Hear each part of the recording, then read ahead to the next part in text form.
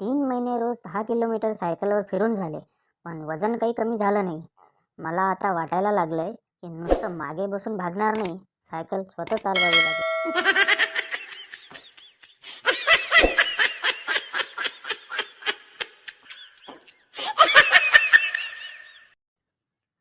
सकाळी 10 वाजता हिने गॅस बारीक चालू करून कुकर लावला आणि म्हणाली, शिट्ट्या मोजा. 3 वाजल्यानंतर गॅस बंद करा. मी आता संध्याकाळीच येईन. आता 11:15 वाजले आहेत. मोजून 147 शिट्ट्या झाल्यात आणि आता शिट्ट्या वाजायच्या बंद झाल्यात. पण 3 वाजायला खूप वेळ आहे. काय करू समजत नाही.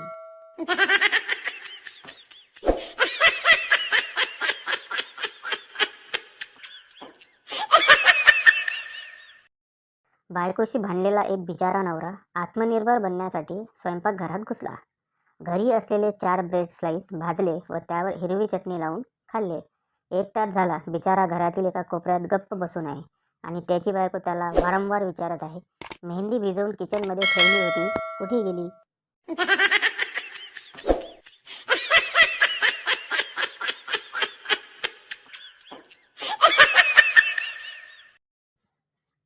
बायको, तुम्ही काल सिलेंडर असा कसा जोडलाय?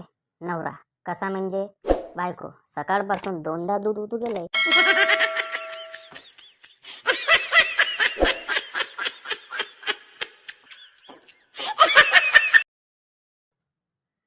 घोर अपमान. नवरा कौतुकाने सांगतोय, लहानपणी आषाढीला शाळेत मला नेहमी विठोबाचा रोल देत असत.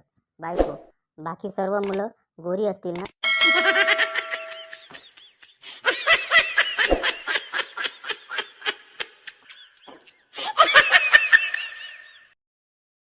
बायको, आपल्याला संध्याकाळी लेकासाठी मुलगी बघायला जायचं होतं. तो बेत आता कॅन्सल करूया. नवरा, का? कॅन्सल करण्या एवढं काय झालंय? बायको, असं तर काही खास कारण नाही, पण मगाशीच मला अशी माहिती कानावर आली की मुलीची आई आणि तुम्ही शाळेत एकाच वर्गात शिकत होतात म्हणे.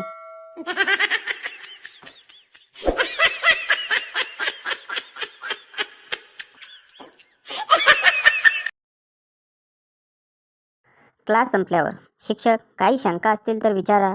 गण्या, सर. शिक्षक, हा बोल, काय शंका आहे तुझी? गण्या, सर, तुम्ही कोणता विषय शिकवता?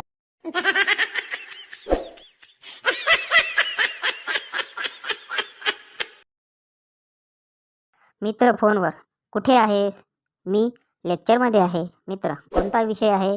मी, भाऊ, घरचा लेक्चरमध्ये आहे आणि विषय मी आहे.